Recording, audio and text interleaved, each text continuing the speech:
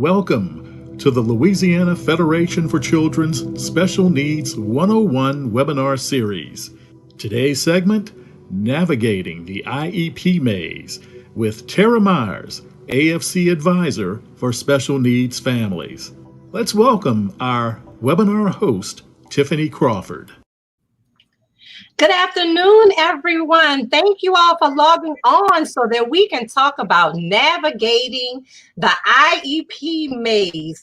We are, of course, so grateful to have Mr. Paul Dolphin, who is our Director of Operations for the Louisiana Federation for Children, and our consultant, Ms. Tera Myers, who has over 25 years of experience with individuals with disabilities. She has been advocating for educational choice on the state and federal level for almost 17 years. Her son Samuel is one of the first recipients of the Ohio's John Peterson Special Needs Scholarship, which she helped to get passed in Ohio in 2011. Tera comes with a wealth of information, and we are so excited to have her because we get so many calls from parents that are concerned about various things that hinder their child's educational progress. And we know that these are one of these topics that we need to tackle so that we are making sure that children get the best educational opportunities that they can possibly have. So we're going to go ahead and get started, and we're going to start with the number one question. What is an IEP? Tera, take it away. Hi there, Tiffany. Thank you so much. Thank you, Paul. Thanks for everyone that's joining us. An IEP is an individualized education program. It is a legally binding document, and it's fluid. So it is an every year process, an agreement between the school district and those that are going to be working with your child and the family, the child, and what's going to happen in order to help them to make the best educational gains through that year. And so it's something that some students desperately need and have difficulty attaining. And then it's some students like my son who we knew automatically that he was going to need access to an individualized education program. So how do get access? I'm sorry, guys, my mic, I don't know. How do parents get access to an IEP or know to ask for an IEP? What is the process to even start? Well, the process to get started, the very first thing is an evaluation needs to be requested, whether it be by the parents or by the school itself. And in our case, my son was going to early intervention. And so when he was 3, he started early intervention, and then they made the request as he neared education in the public school. Each state is different, so I encourage families. I want to recommend 2 sites first off that you can access for help with your student, because I don't want to speak specifically just to Ohio because that's where I'm from, but every parent needs to access information that's specific to their state, because there's a little bit of differences in regards to time deadlines and rules that you need to follow. The first site that I want you to look at is idea.ed.gov. And that actually presents you with the IDEA law, which is the Individuals with Disabilities Education Act. And that law, I have to say, this isn't the most entertaining read that you're going to access here.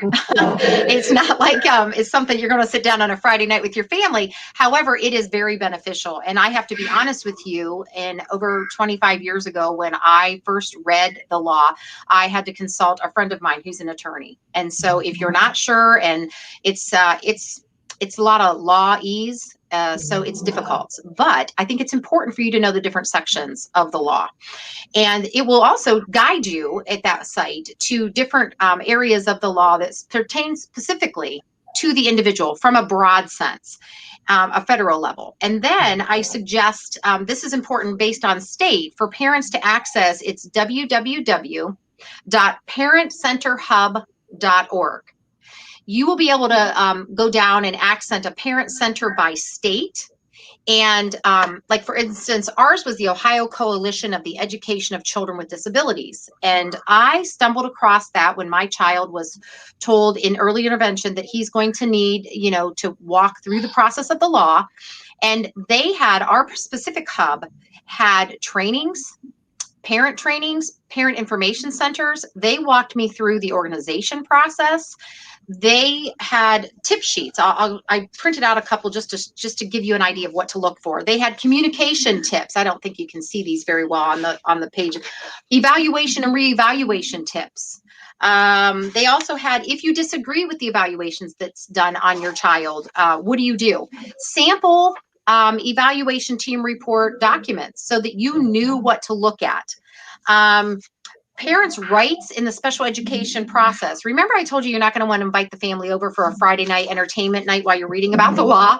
Well, your parent hub center, hopefully, if it's as good as ours was in Ohio, they will have condensed down versions. And, you guys, I spent a couple weeks trying to put into paper, what I knew to be truth. And then I went back and looked at the site and I'm like, it's all there. I'm not going to recreate that for everybody, but it breaks it down into the six-step process for what your rights are in an IEP and what the law says about that. Go ahead.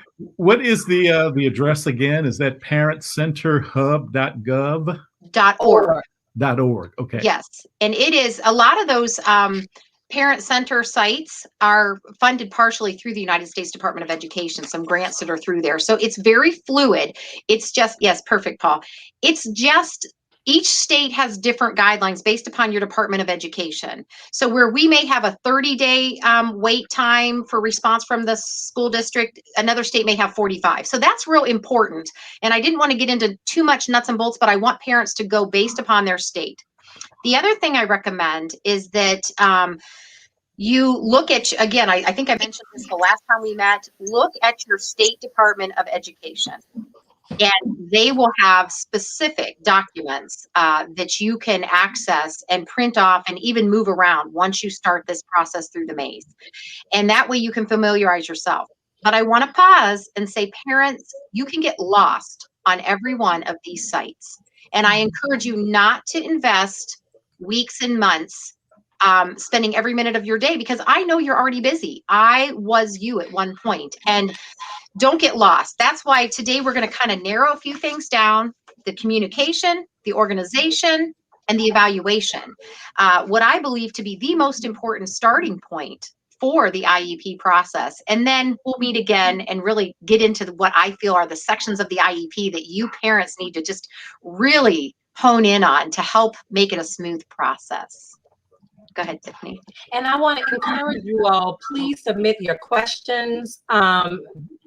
Please, we want to be a resource to you. And all of this information is going to be available on our social media sites and on our website. And that information will be provided. So please just stick with us till the end of the show so you'll be able to refer back to some of the resources that are mentioned throughout.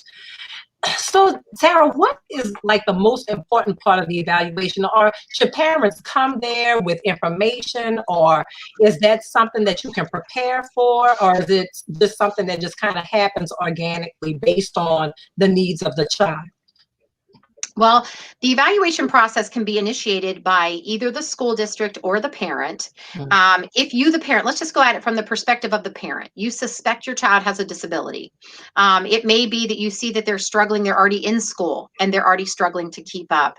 They're reading, they seem to be following behind. Regardless of what it is that you, the parent, suspects, it has to be requested in writing. And I recommend that the parent, the sooner the better, that you suspect that there is a problem of whatever sort it may be. Maybe it's attention deficit, it may be dyslexia. In my case, I knew he had a cognitive delay significantly. I knew he needed to be tested. But keep a copy of everything. Note when you put it in the mail, either hand deliver it, or I recommend you sending it certified mail. They have then a period of time with which they must get back with you. Now, I recommend that when you make that request, that you have sufficient documentation at your fingertips to have your child tested. You know, that you're saying my child needs to be tested for a disability. You can't just say, well, I woke up today and I decided that I just don't like Johnny's behavior. He just can't seem to pay attention at school. I want you to test him, because we're talking hundreds of dollars for each of these tests. And it is at the school district's expense, but they don't just hand out tests like lollipops in the grocery store. So it's a matter of there has to be sufficient evidence. So for example, if you have a hearing test, if you have a speech test that was done, maybe your child, you have work samples and you have sufficient, preschool data or work samples from elementary. I don't know where your child is at in the process of education. Keep everything and present that with your request. If you went to the doctor and the doctor said, Johnny is falling far below his peers or even slightly below, that documentation is important. If you by chance, your insurance paid for testing and you decided to go ahead and have an IQ test done or a psychological evaluation, present it.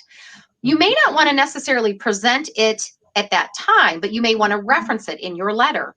On your Parent Center hub site, oftentimes there are resources for sample letters for requests on our Ohio site. And again, I'm not trying to, put a plug in, but they have this wonderful book, Building Communication Through Letter Writing. And I recommend that you go to your site, look for that. And if yours doesn't have it, well, go to Ohio. Access theirs. I'm all for not recreating the wheel. But it's got sample letters for every aspect of the evaluation and IEP and progress monitoring in this process. So why not use what's already done? It'll make your life a lot easier. You will not have to stumble through the hoops that I did all those years. The frustration is gone. And parents, don't be intimidated. So I would include every piece of data that you can and reference as much as you can so that when they get back with you and either ask for more data, you can present it, or they say, we're going to go ahead and test, that you can bring that to the testing. And there's a process that goes through. And when you go to the IDE website that I referenced already, there are the step-by-step processes. And I encourage parents to do it because I'm not an attorney. And I think it's very important that you look at that. And if you feel like you need legal advice, that you seek out an attorney or an advocate that has credentials in order to sufficiently inform you. I believe that the parent needs a couple tips. And this is what I found to be the most important when you receive that documentation back from the school district. And they say, we're going to test your child. Okay. I've got about 6 of them that I'd like to share. Is it okay to go ahead and share those now? Oh, absolutely. Okay. The value, I want you to make sure, number one, is to value everyone on the team. You're not, in my case, I was not a speech and language pathologist. I wasn't an intervention specialist. I was a mom who knew her son very well. I knew how he learned. I knew what made him tick, what motivators were for him. I knew what his behaviors were and what sparked problems within his behavior. So you need to value everyone at the table that will be coming together. And keep in mind, when I say at the table, you may be meeting virtually. We met several times in a virtual meeting setting because we were in an online school. So just know that either you're coming in person or even if you're meeting virtually, value everyone and believe in yourself. Okay. It's really important that everyone understands that you know your child and that you're ready to advocate for them. So that's point number one. Number two, preparation is key. I cannot emphasize this enough. I worked as a mom and an advocate, and then I ran a special education program, and I really got to learn a lot about myself, but also about my peers. Those first couple years when I wasn't prepared because I was intimidated, I was overwhelmed, and I walked in with a big pile of folders with documents flowing out of them and parts all over the place. I was afraid to ask questions. I know they didn't take me very seriously. And they won't take you seriously either. So come to the table prepared. And when I say that, attend every meeting dressed for success. And I'm not saying that, you need a business suit or anything, but, make sure you're clean, make sure your shirt's tidy and that you're ready to go. Don't come in your flip-flops and your torn jeans and you just got out of the pool and you decided to swing on by because, you were running between errands. Right. No, this is really important. And they will just take you so much more seriously. Number three, this is probably the big big daddy of them all for me. And it made such a difference. And that is organization. I mentioned it slightly a few minutes ago, but let me just say, I used a binder system. And I did not think this was important at first because I didn't understand the process, you guys. Well, when you make that a request, you automatically have 2 sheets of paper. You have the request and any documentation. And then when you get the response back from the school district, now you've got 3 sheets of paper and possibly a list. So now you're collecting a pile. I recommend, and I brought some little show and tells, I recommend a 3-ring binder, at least 1.5 inches, if not 3 inches. And I say that because you're going to want to keep using it.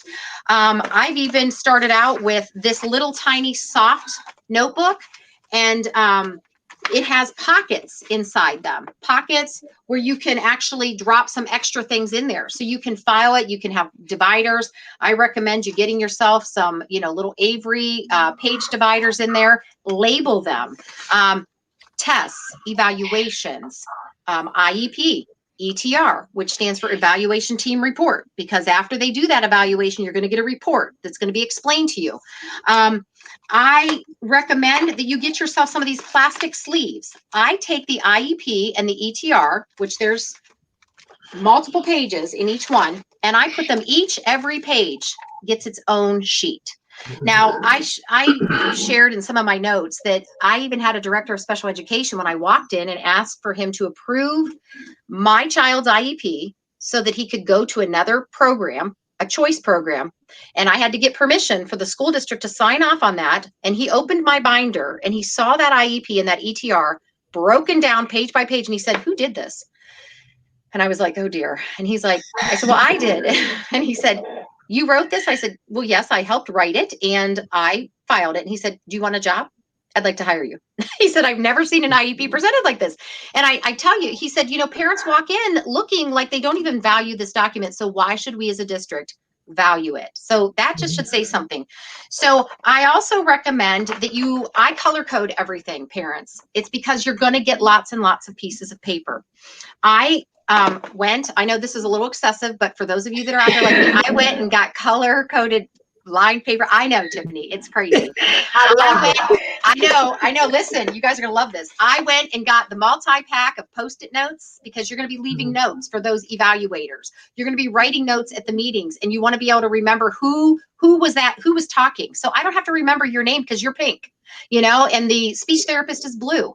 And then anytime I would want to send something to the school or somebody, they got a Post-it note that matched their color. It was just a mind thing because parents, gosh, we've got so much to worry about. And now we have to learn this new set of skills. And if we look at it as a drudgery and we don't know what to do with it, organization will elude us. So if we just start off early, get a binder, and I'm going to tell you honest truth, I went to my kids' school supplies. I was a stay-at-home mom. I did not have an extra dime to spare. I even went so far as copied notes on the backside of my children's school papers. I recycled everything. And the intervention specialist said, "What in the world are you doing?" And I said, "I am using every penny that I have because my child's education is this important." Eventually, yes, I was able to move up to fresh sheets of paper. But parents, don't be afraid to go, "I don't have this. I got to use what I have." So have all those things handy. I recommend organizing with little zipper pouches in your binder so you can put your highlighters, your pens, all those little Post-it notes. Keep all those things handy and get those tabs together. And as we go through the process, I'll show you each section where you can have that binder put together and it can be useful. And here's why.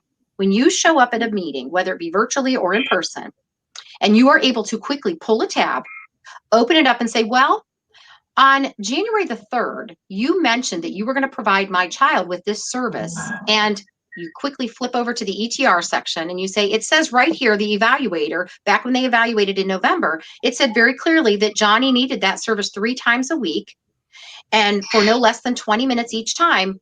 You haven't done anything. Exactly what can we do to improve this?" And suddenly, in a moment's notice, look, it took me less than 30 seconds to say that, you now have everything you need for the school district to say, "I think we better do something about this." Nobody has to talk to anybody higher up. Nobody has to get permission for funding because it's already been done. And you, the parent, were a wonderful, pleasant person to work with to show them that there might have been some missteps and we have to take care of it because you were prepared. Okay. So that number 3 is a big one for me. Number 4, this is equally as important as number 3. Always, always, always bring someone with you. I mentioned this in my top 10 tips. I'm going to mention it again. It's important to bring somebody that knows you and your child at least a little bit. I always tried to get a close friend. If they weren't available, I would pull in anybody that had a familiarization with my child to take with me. Multiple reasons for this. Number 1, you're nervous. You are talking to individuals, some of which have multiple initials behind their names, years and years of higher education, and you're not going to be able to keep it all straight. You need a second set of ears. You need somebody that's going to be able to write down what has been said and what's been agreed upon, because you're going to miss something.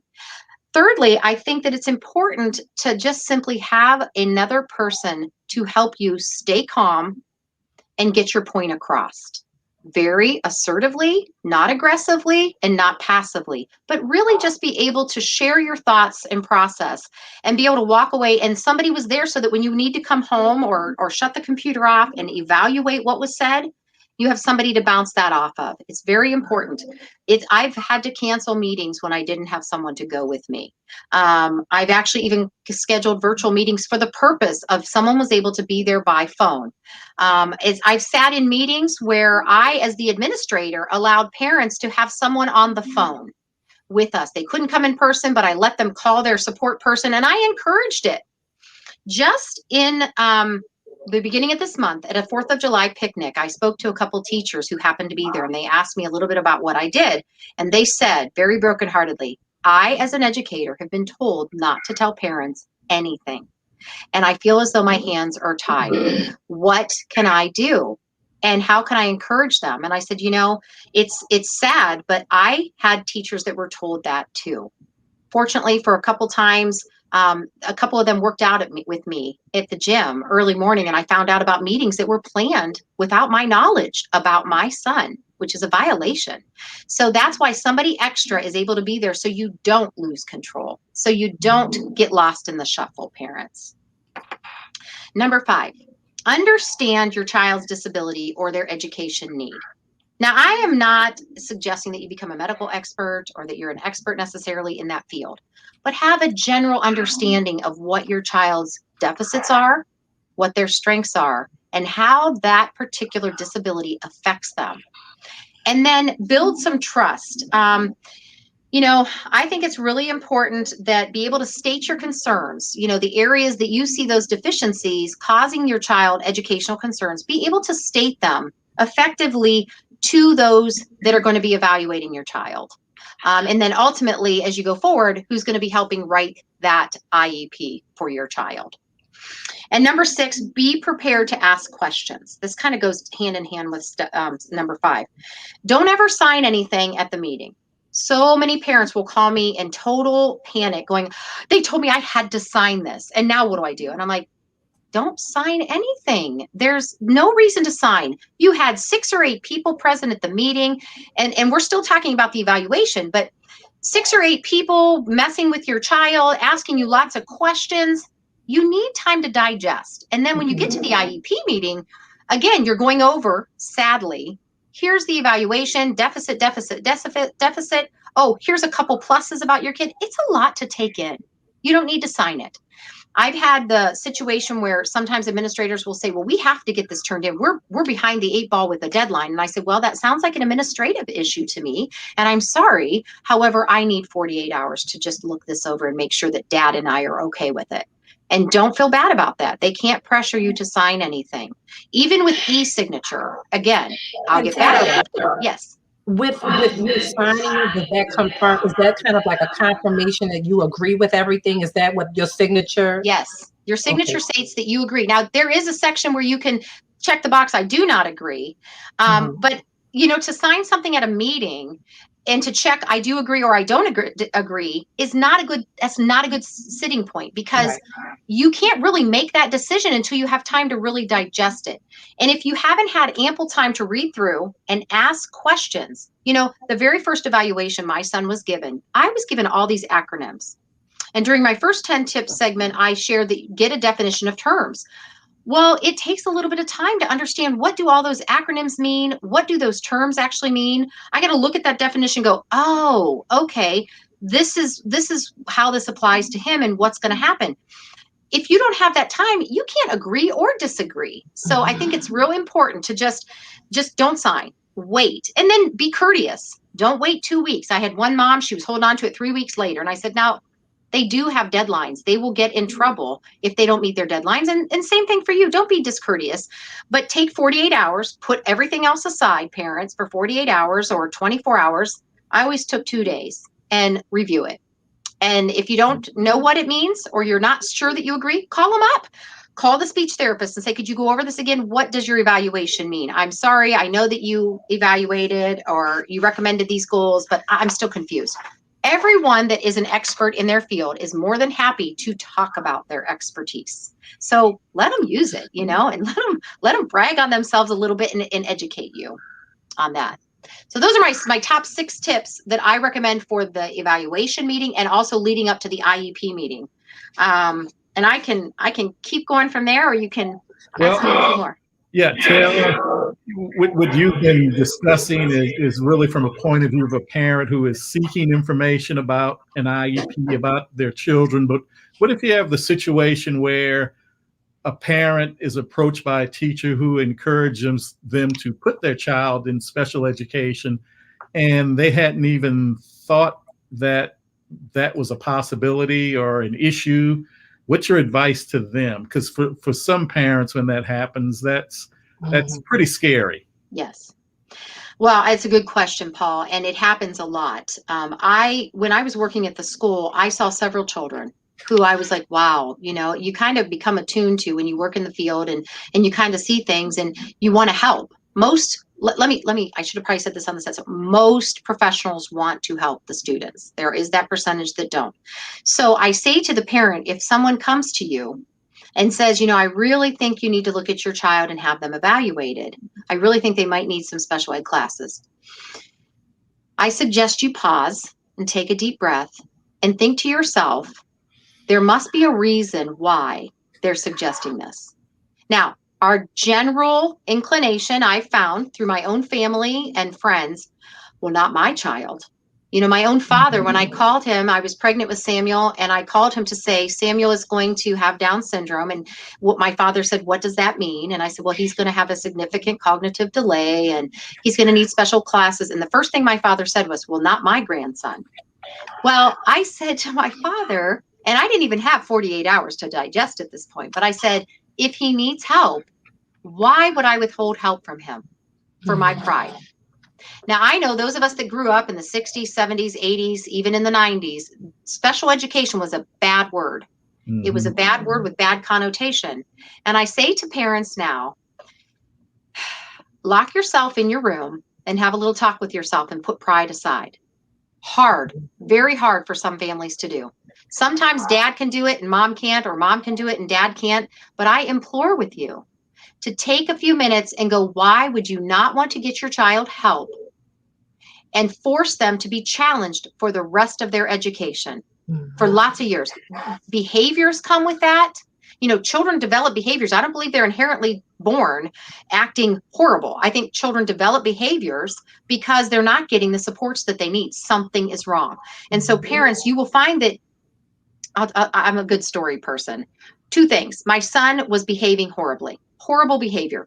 And everyone kept saying, you need to discipline him. You need to spank him more. And my husband and I believed in corporal punishment. So we're like, okay, well, he's not listening. Spank on the bottom.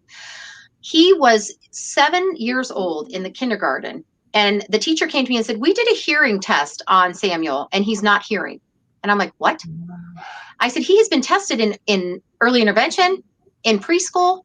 And they never came to me and they said, well, we dug up the files and he failed the last 4 hearing tests. And it showed that no one notified you. My son could not hear. So here's this little boy getting spanked because he could not hear. I bawled for like a week straight. I felt like a horrible mother. The day he had hearing surgery, the very next day, that child started talking and never shut up. And I felt horrible. And the hearing doctor said, this happens more times than not. It's not your fault. Somebody dropped the ball. But he didn't get help. He was acting out. His behaviors are horrible. He couldn't understand what I was saying. Another child, mother said, my son hates school. He is going into the 8th grade. He hates school. I don't know why he hates school. He's a good boy naturally, but he hates school. And I said, well, bring him and let's check and look at his paperwork and see what we can do. That young man was put into, and I'm not besmirching public school, but he was put into a public program that was far above his abilities.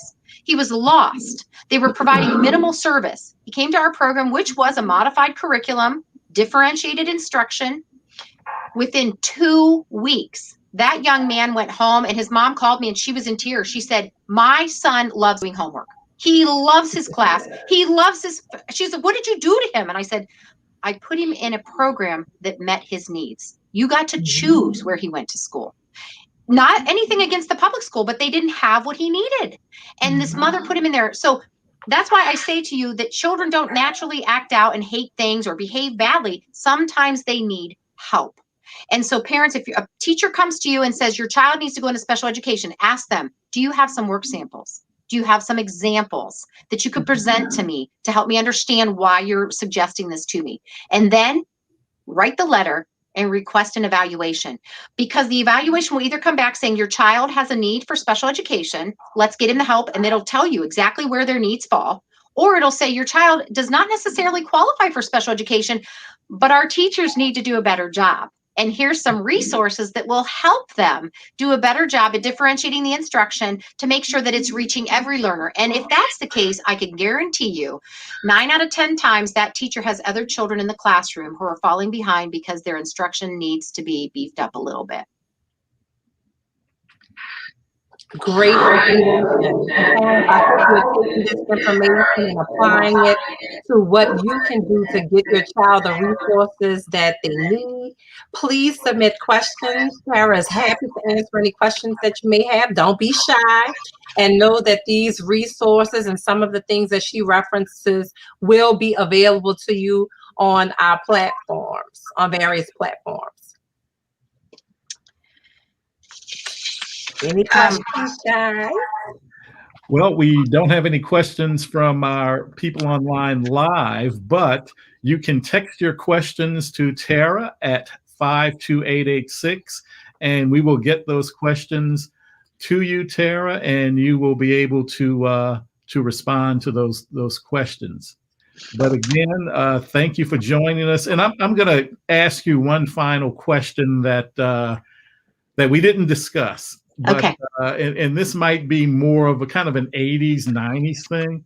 Okay. What's the difference between when you hear the term gifted, special needs? Where does gifted fall into all this?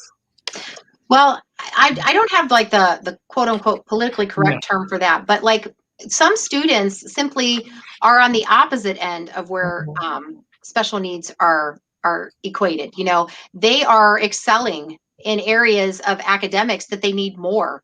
They need more than what, you know, I look at it and say, we have an education system that was developed, I believe, back during the Industrial Revolution, where we were teaching everybody. My teacher friends say, Tara, we were taught to teach to this middle of the road student that doesn't really exist. And then we've got students that are falling on this side and students that are falling on this side. And oftentimes you find that this middle of the road student is just an arbitrary target. And so we have students that are doing well with that model. And then we have some students that are bored to tears. So then they start getting into trouble because their mind is operating at a rate or an area. Maybe they need some STEM, maybe they need, maybe they're accelerated in math or their reading level. They need more than what the traditional curriculum offers. They need some accelerated classwork. And then you've got the students in special ed that require special ed. And I know that there's some change in terminology going on right now. But you know, you've got the students that maybe aren't able to keep up to that target that doesn't really exist. And so they need additional supports. And if you look back, you know, I'm a big proponent of unit study method, not grouping students according to age. I mean, who said that every 12-year-old, this is what they should be learning or knowing? I mean, what happened to the fact that girls do naturally develop faster than boys generally. I read some studies where boys sometimes don't learn how to read effectively until 10 to 12 years of age. That's where their brain actually really starts being able to formulate that together, that they need some heavy lifting before that and some physical activity. And I actually experimented when I was trying to figure out what would be the best type of learning for my son. And it's true. You expect a young man who's got some gross motor needs to sit in a chair with a pencil and pay attention and attend, and then you diagnose them with attention deficit?